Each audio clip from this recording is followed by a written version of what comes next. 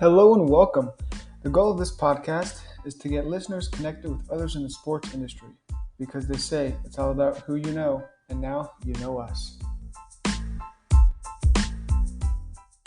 Hello and welcome to the Constant Sports Podcast. Today we're talking with Lisa Delpy Neirotti. How's it going, Lisa? Great. Thanks for having me on. Yeah, of course.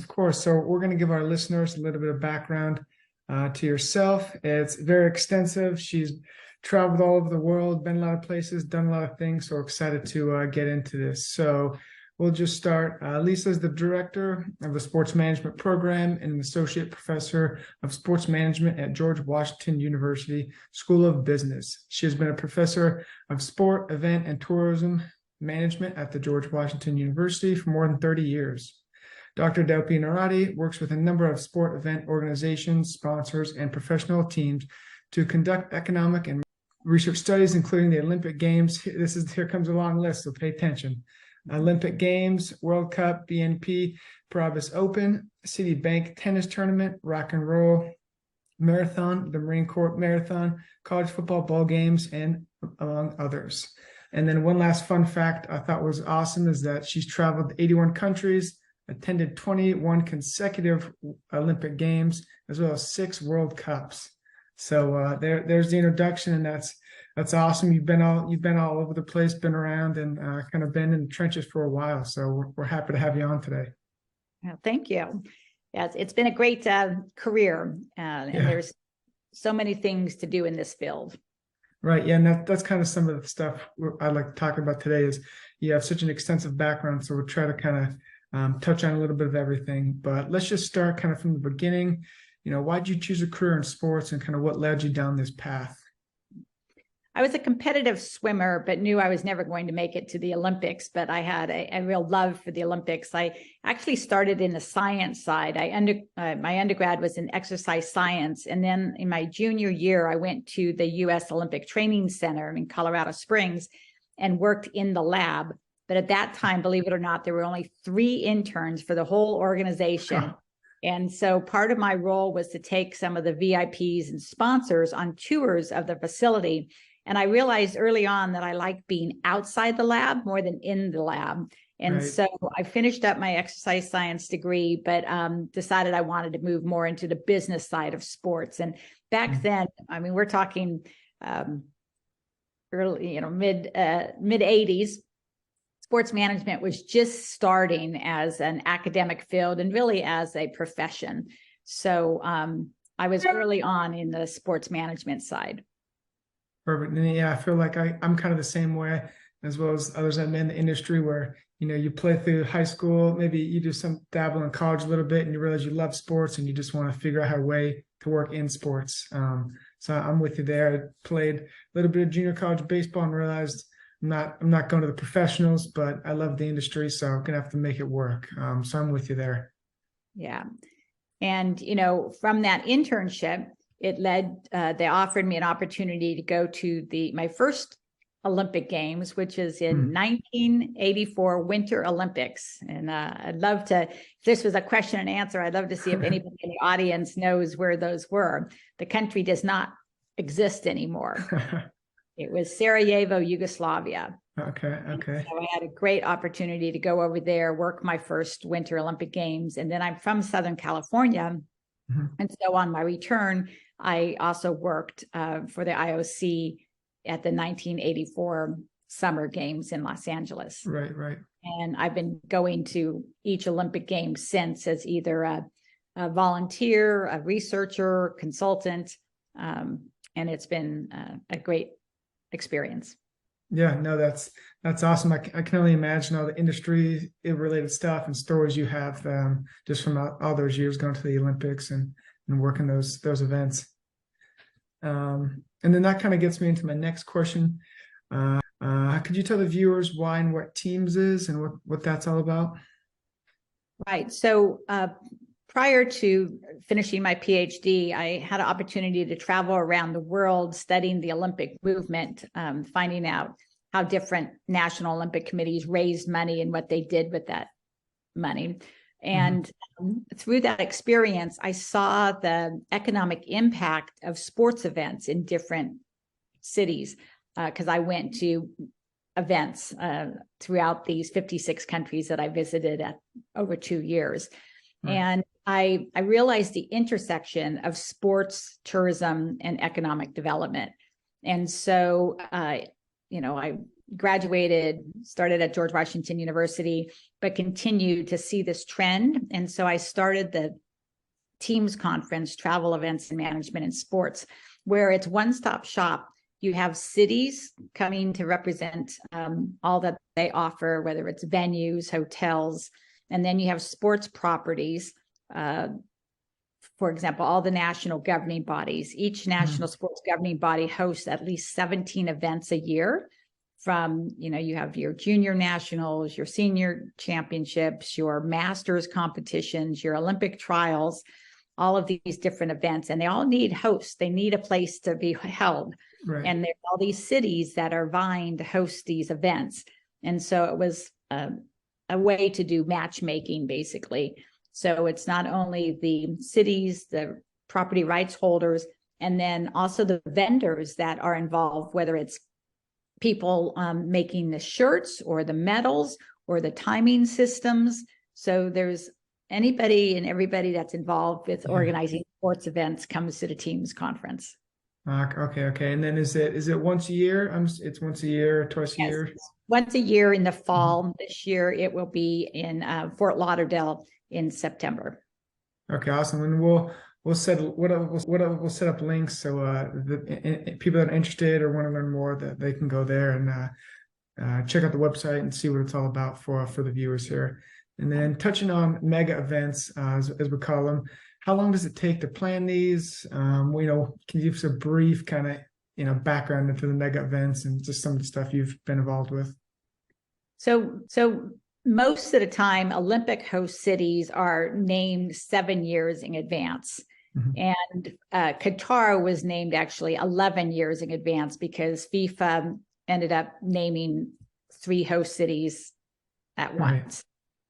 So it's, I guess, anywhere between, and now the IOC has not yet nominated the year 2030 Winter Olympics. So they're a little behind, but it's okay because the first 2 years of a host organizing committee is really just trying to get their funding, their management in place. And then, the 4 years leading up to it is when all the work is really done. Again, they need that 7 years, though, if a lot of new facilities need to be built. Yeah, construction, all that. Exactly. So, and as there's this whole time frame with the whole project management outline of what milestones have to be completed. Obviously, tickets start selling a year to a year and a half out from the games.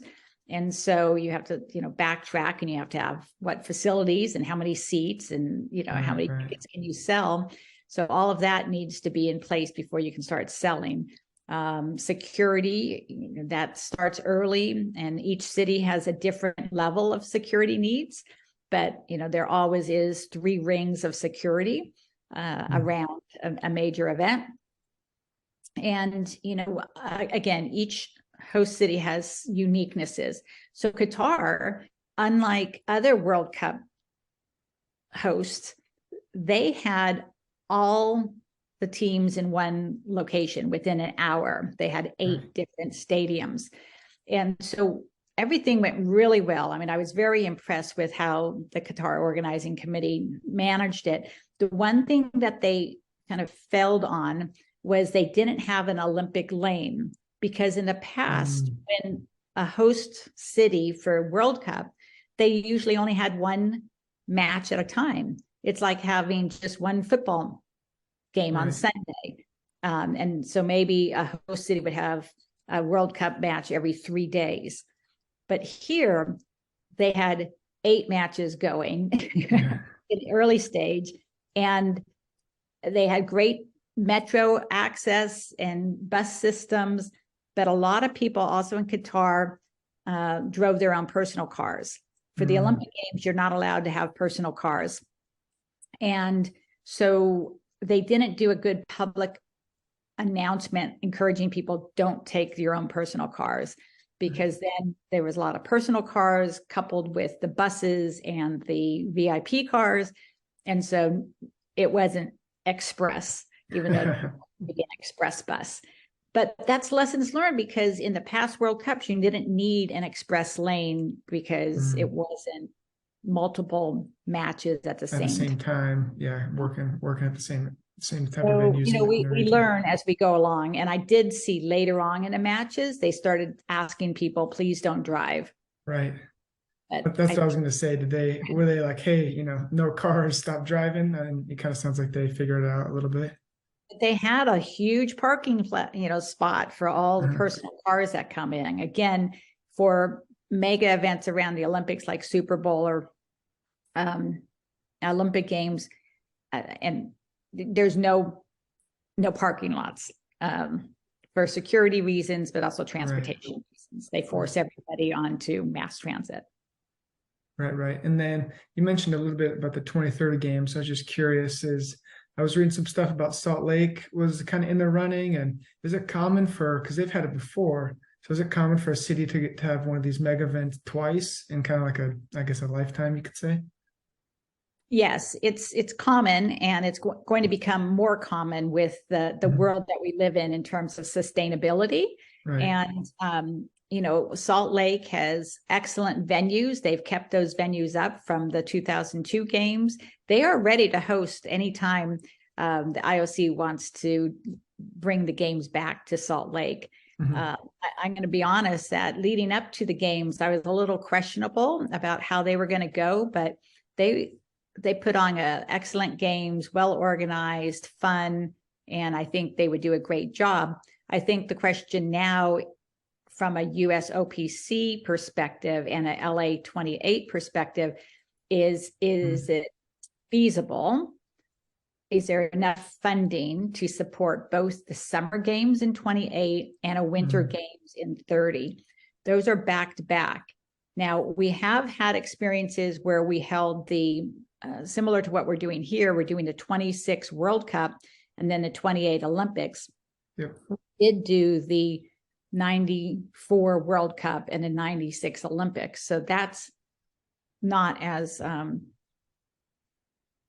challenging. But, when you think about these Olympic sponsorships are very expensive, are we going to be able to support both a winter and summer back to back plus a World Cup? So it'd be jam-packed. World Cup, 28 summer, 30 winter. And then what's that look like to the rest of the world? We also have to be considering about, is it just going to be a US centric Olympics? Right. So all these different discussions, but if there's no other bidders, we're ready to host. Yeah, no, I'm sure they are. I'm sure they're ready to rock and roll. And just touching on a little bit about the business side, when people make their pitches, what kind of packages do they put together? Is it, we have transportation set up, we have this funding, what kind of goes into that? So it's been a change over the last 5 years about how host cities bid. In the past, it used to be a very public, open event where you had to put together a 600-page document showing all your details. Now what they do is they invite any host city that's interested to come to Lausanne and sit down and meet with the IOC to discuss how these Olympic Games fit into their long-term strategy for that city. So it's more integrated, so we don't have as many white elephants, right? In the past, maybe the president or somebody had this idea, let's host the Olympic Games, but didn't think it through for the long-term sustainability of whatever venues and infrastructure is needed. So now the first step is to sit down, really discuss how these games will benefit both the city and the Olympic movement, and see if it's a good partnership, and then move forward with looking at all the details and do they have the right infrastructure and support to make it happen. Great, great. And then I've seen a lot of, articles and whatnot with the cities, the surrounding areas after these mega events happen. And, some of the times the facilities aren't used. Are those things considered too, where they'll look at that and say, if a possible city could be, host a big event, but then in 5-10 years that they're just vacant. Does that, I'm assuming that kind of goes into the pitch and stuff like that?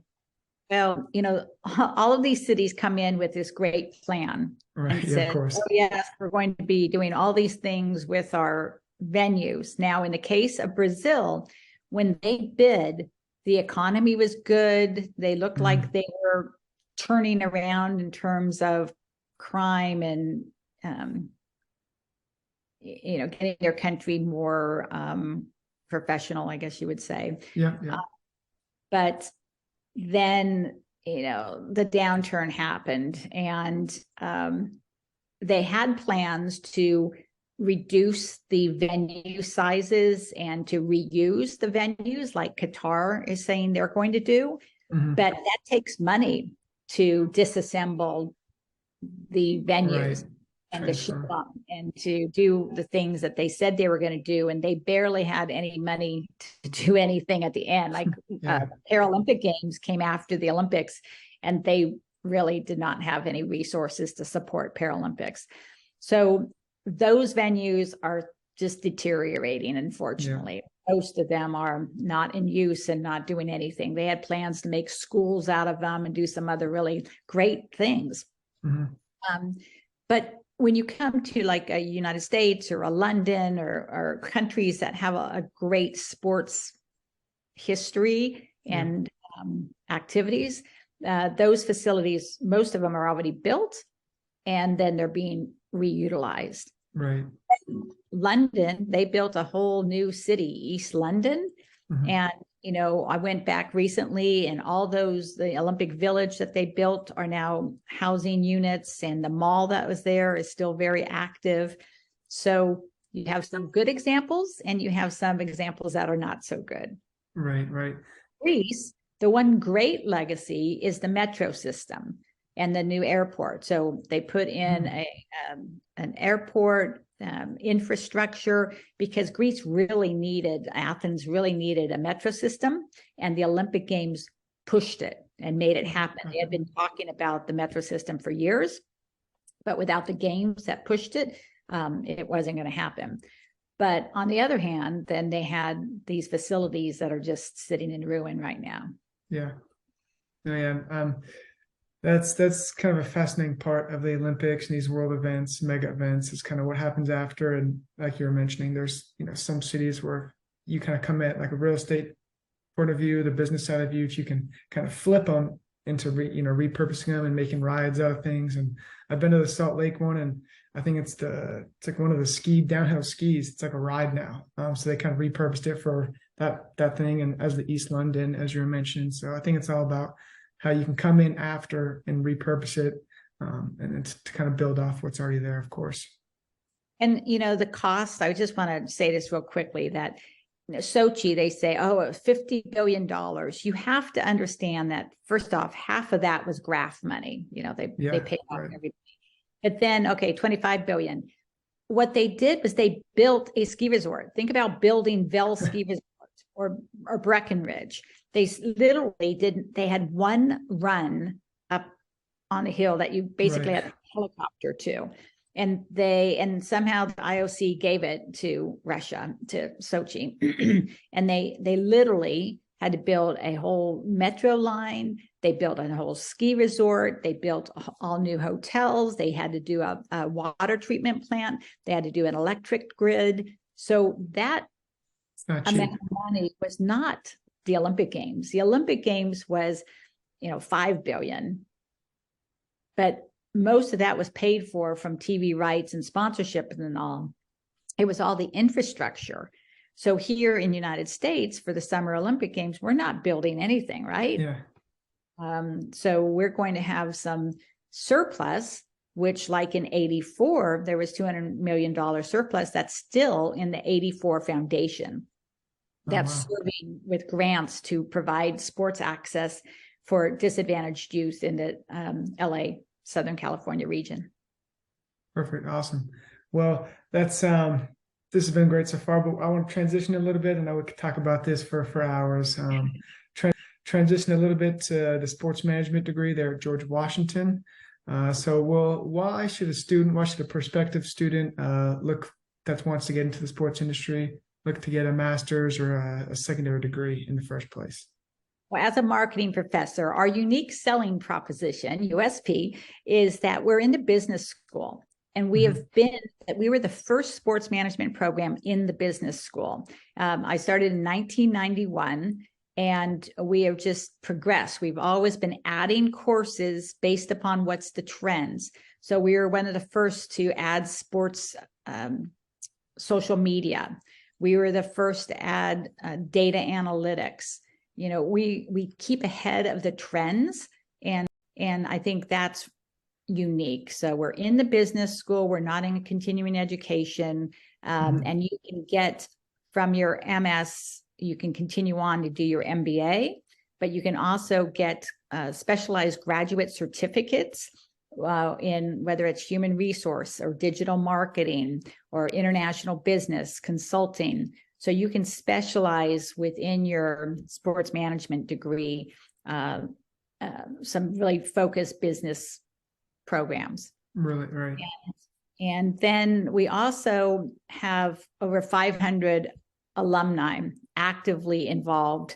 And I stay in touch with most of them, and they're great resources for our current students. So we have a direct pipeline into sports teams and leagues and agencies and media companies that is really powerful. And finally, we offer unique opportunities that not all schools offer. I've been bringing students since 1992 to the Olympic Games and World Cup. So our students get to go over and have hands-on experiences, meeting executives, getting experience, and enjoying the mega event. We just came back from Qatar, where 16 students and I were volunteering for the tournament. Awesome. And in addition, we also do career treks. So we take students to New York and Chicago and different places to get them exposed. Again, mostly our alumni are hosting us in these cities. Awesome. Great. It sounds very flexible and kind of, being adaptive and working within in the industry. And you kind of touched on it a little bit but what's kind of your favorite aspect of the program? And what of the students that have come back, the alumni, said their kind of favorite part of the program is? So for me, it's really following the alumni to their success. I mean, I just love to see students get that first job, and then they come back and ask me how to renegotiate or move on to their next position. And so you can imagine, over my 32 years at GW, we have many that are presidents now, vice presidents, general managers, et cetera. And that's really what I enjoy most. I also enjoy staying up on the trends, as I said, whether now it's a lot of technology, how do we adapt, and how are fans adapting? The big question on everybody's mind is, how do we get fans engaged, both in the stadium and outside the stadium? Because without fans, it's going to be hard to get sponsors and keep the revenue going. I start my class off by saying, how do you spell sport? M-O-N-E-Y. It's all about money. If somebody comes in and thinks it's all about the scoreboard, it's really not. It's about revenue, because without revenue, you can't pay those high salaries to those players. And then we also do a sport philanthropy certificate program. That's a non-degree program. Our students can take it. And that's where I enjoy using sport for social good, whether it's using sports to help young people stay in school, or to learn about health, or to conflict resolution. I've gone to different countries around the world and use sport for conflict resolution. Okay, awesome. And I'm interested in that last part. How have you seen the use of sport within conflict resolution? How has that come about? So, I mean, you can think of Israel and Palestine, right? So we go over, we play basketball, and the teams are mixed with both kids from Israel and Palestine. So they're not competing against each other. They have to work together. And it was just Qatar was a perfect example. The media was really negative. A lot of media was negative. We were over there hand in hand. I was working next to Iranians, Russians, Afghanistan, like people where there's been tension with US. I can tell you, we were like buddies, and we were laughing about how, what's the headline today?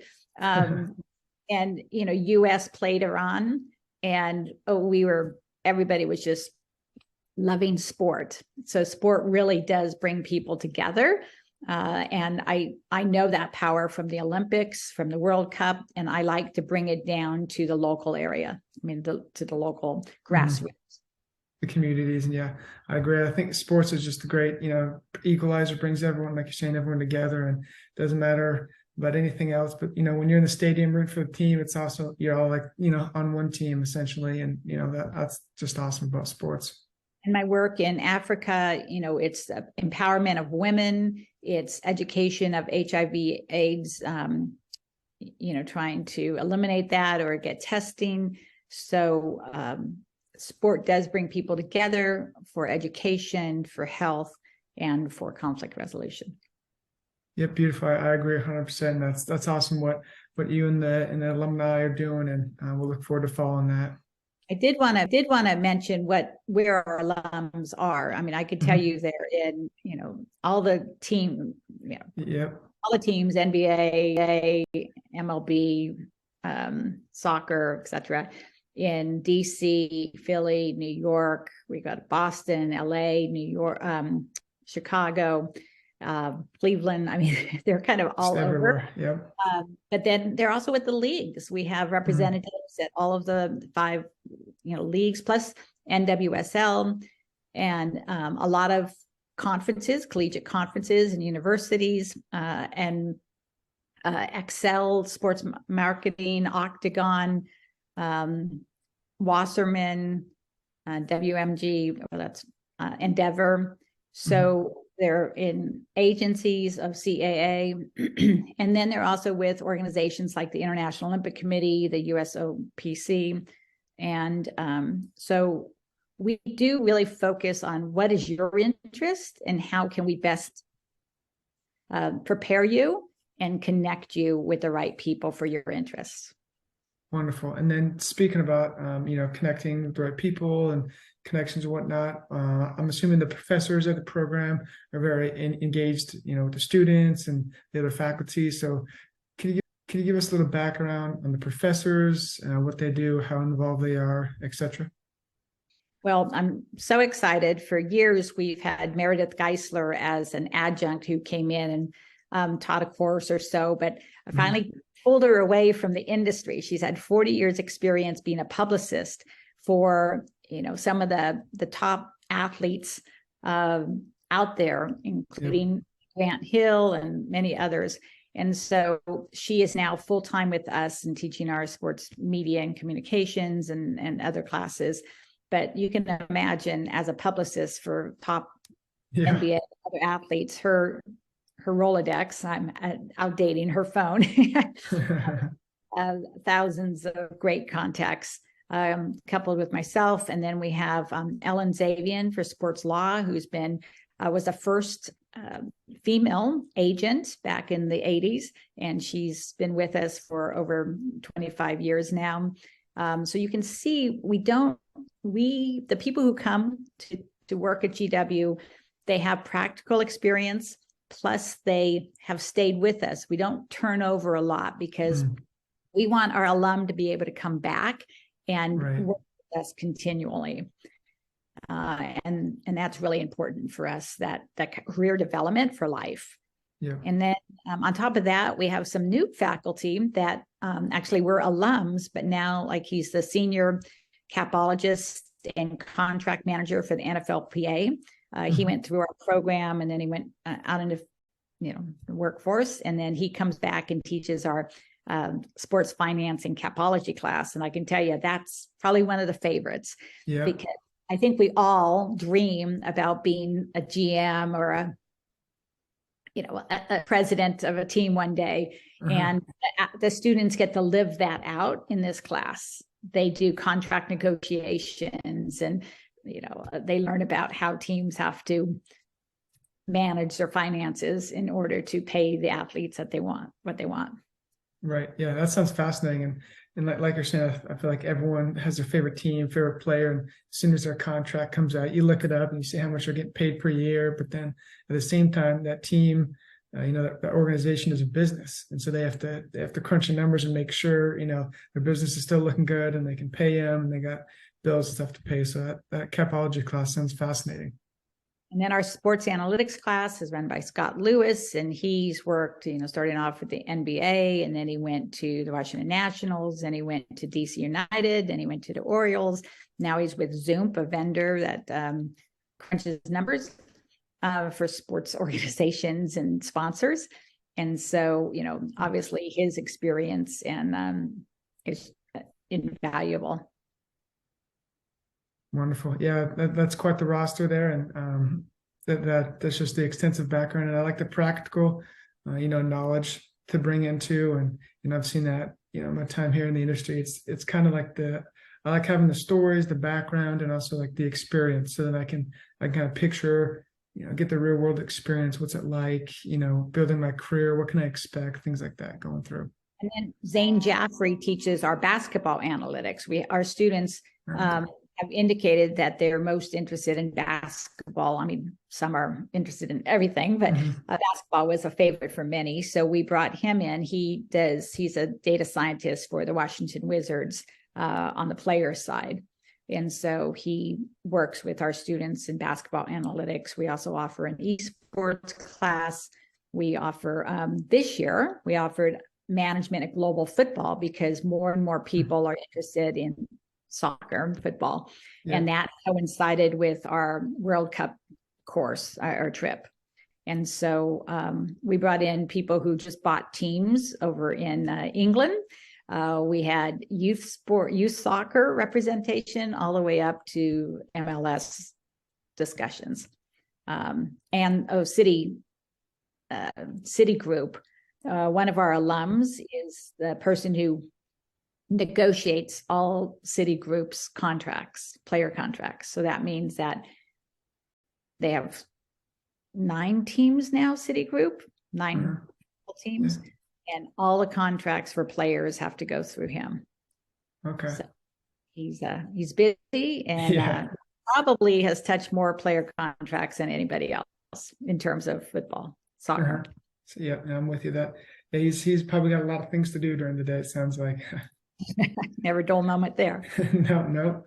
And then as you and your team are looking through different applicants and whatnot, what are some things, some experiences, some skills that when you're looking at that separate the accepted candidates from those who unfortunately aren't accepted? During COVID, we got away from the GRE or GMAT. So now we're really looking at your GPA and work experience. And, we will take into consideration if your GPA was lower, but you've had great work experience, then we kind of do a sliding scale there. So, a strong GPA and work experience are the 2 factors that we look at most. Okay, got it. Work experience, I'm fine with seeing that you worked at McDonald's, because it shows you have, work ethic. Yeah. But because being in the sports industry is not all fun and games. You're working weekends, you're working nights, you're carrying boxes, you're schlepping things. I'm still volunteering, I'm still working in the industry. And, you've got to be strong, and you have to be healthy, and you have to be willing to put the work in. Right. I think something that's forgotten a lot is when people work in the sports industry, if you're working at a game, you're not watching the game per se. You're working the game, so you're in the back lifting things off crates or moving things, and you hear the crowd roaring, but you have no idea, what's going on. And he was winning. You're just so locked in, and moving things around and working. So I think that's sometimes lost with those that want to be in the sports industry rather. And I always, tell people it's an endurance sport. I mean, there are long days. Even if you're working for an agency, you're often traveling all over the place. Mm-hmm. But it's a great career if you have that aptitude. Right. I agree. And then what does the future look like for the GW program? No secrets, I guess, if you want to keep them, but some different program, or classes, things like that, that are coming in the future. Well, there's a lot of jobs in sports and tech. We're automizing a lot of activities right now in sports, both on the playing side and the business side. And so, a crossover of engineering and sports is important, knowing coding, but if that's kind of the tech side, but the other side is graphic artists. I encourage all of my students to know Photoshop, to really be able to create, whether it's posters or videos or social media posts, engaging social media posts, because there's a lot of jobs out there that are looking for those type of skill sets. The other one is Excel and Tableau. So really knowing how to use Excel formulas, know Excel backwards and forwards, and then be able to illustrate the data in Tableau. Got it. That's very useful, and especially for the listeners that are going into the industry. Those are some things, some skills, if you have, you want to sharpen, and if maybe you don't have, you want to look into going forward. And they're all free. You can learn it on, Lynda, or, online. There's a ton of courses that you can take. Google Analytics, you can get even like a certificate online for that. Yeah. So build those hard skill sets that we don't really teach in the classroom. Build those outside of the classroom to supplement your resume. Right. Just kind of bring more value. I think that's always important, bringing value, adding value in your current role. And that just shows that you're willing to work and you have the necessary skills to fulfill different jobs and things like that. Differentiates you from everybody else that is a generalist. Right. What are you really good at? Right. And then moving forward, how can students find out more about the program? Is it and maybe a little bit about the application process and the admission process? Okay. Well, I welcome everybody to contact me at Delpy, DELP, as in Peter Y, at gwu.edu. We also have a website, which is too long for me to say here, but hopefully I'll add it. Yep, I'll add it. But it's business.gwu.edu/ms-sports-management. And I'm also on Twitter at GWMNGT. And I think I'm on LinkedIn too. So join me at any of those locations. Wonderful. Yeah, we'll add those in so the viewers can check it out. And one more thing you were about to add? Yeah. I want to also offer any of the listeners here a discount to the Sports Industry Networking and Career Conference, the SYNC conference, February 24th to 25th in Washington, D.C. We bring in 100 industry executives and offer one-on-one interviews and lunch roundtable networking, a reception, and panels and keynotes.